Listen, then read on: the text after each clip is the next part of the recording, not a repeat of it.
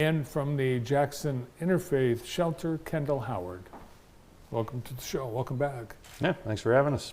Every year we talk about this, the Homeless Count Day, Yep. and that's when? It is January 29th this year, so Wednesday at 5:30 in the morning. We'll give instructions then, and we'll hit the streets at 6. So the technical name of it is PIT Count, because we love our acronyms. Okay. But that just means point in time. And the point in time that is assigned to us, because we don't get to choose the day, day chooses us. All right, you sent a picture over, Jamin. It looks like it's under a bridge or something. What's going on? Yeah, that was one year when my group just went out. I think we were around the railroad tracks. You cross over, you find the fence has been opened, and there's some spaces back there that clearly some people are sleeping. Just kind of look wherever you can to find whoever you can in some of the hotspot areas that we've known people have been around. So People in our community will say, why don't you just go to the Jackson Interfaith Shelter? When you see someone under the bridge on a day with weather like we've had this week, is it that we don't have enough room at the shelter? Do we know why people are on the street? There's a lot of different reasons. At the shelter we have 76 beds, so we can take 76 people. That would be man, woman, and child. And then there's some reality of people who just don't want to go to the shelter. Either it doesn't work for them, they just don't prefer to live in communal living. Lots of different reasons people don't want to be helped. We just do what we can for who wants to be helped, and we help them. If they don't want to be helped, you can't help them. No. And that's unfortunate, because a lot of the folks that you will be counting next Wednesday, they do have mental health issues, and that's the reason they would prefer to live in the cold under a bridge than in a nice warm bed.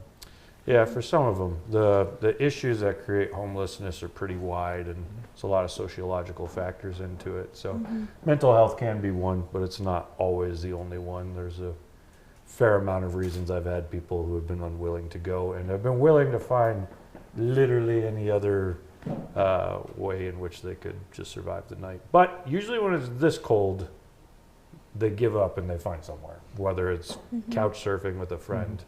We have all the numbers of people who are at the shelter. We just need them on the streets. That's what this day's for. So you have to count those that are homeless in the community in order for what, funding? Yeah, HUD funding comes in. I serve for the continuum of care, and HUD funding comes in based on how many homeless you have at a point in time, which is assigned to us. So we already have the numbers on shelter people. We know where to look for some people who are couch surfing, but we don't know on that particular day who is street homeless, which is classified differently on the document. So we send people out to find them. That generates income for the organizations that serve them. That helps carry us through the year. And you are asking for people to volunteer to help do the count. Yep, 5:30 in the morning. I always like to tell my congregation, like, most of you can be there. You know you can. You're not quite busy yet.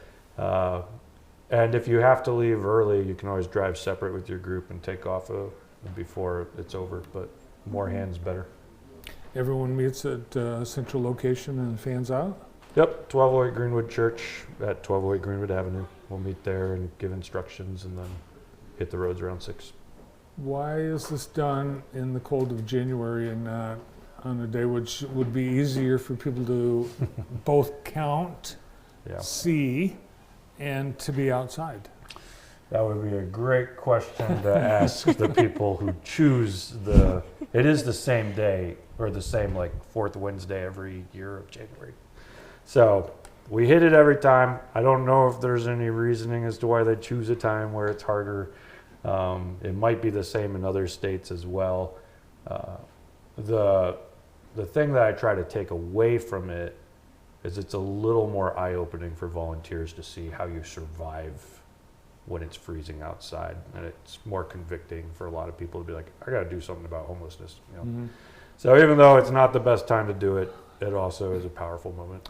And that's what I think a lot in our community say, and as a community, we say, we gotta do something about homelessness. But what can you do, especially when you have people that don't want to be anywhere else but under that bridge? Yeah, the best thing you can do is just help make sure they're aware of the resources that are available to them, in case one day they decide, you know what, it is too cold out here, I want help. If you don't know where to start, you can't get that. So we always will try to remind people that we serve 3 hot meals a day, 365 days a year. They can always come for some food, even if they don't want to stay with us. That's welcome to anybody. And you'll tell people this when you're out and encounter them, right? Yeah, the interfaith shelter also gives us some supply bags that we can leave with people if we've been, or if you find a camp and no one's there, you can leave the bag there. And where are the homeless living? Is it pretty much like in the central downtown area, or? This covers all of Jackson County, so like we'll check out like truck stop areas and all different kinds of spots across the county. Every year fluctuates with new areas that camps might have come about, and then sometimes you're aware of it. If you're downtown Jackson, you'll bump into a few spots where people are hanging out, and those are always helpful. You report to us where you see them, and then we'll add it to the map as spaces to check. So. I would imagine that those that are homeless don't want to be seen in many cases. How do you find them to count them? That's part of the reason we go out so early is we want to find people when they're not transient yet, they're not moving around, which is also part of the reason we give training before you go, because while they're homeless, you are technically walking into their home, you know, so you need to approach like you would if anyone came up to your own house and yeah, help them out. Have you been full this weekend at the shelter with the cold weather? We have been pretty full, but beds open up every day. Things are always changing there, so if we do find people, it's always good to remind them that they can always check in with us. Jamin, if someone wants to be part of the count day, what do they do?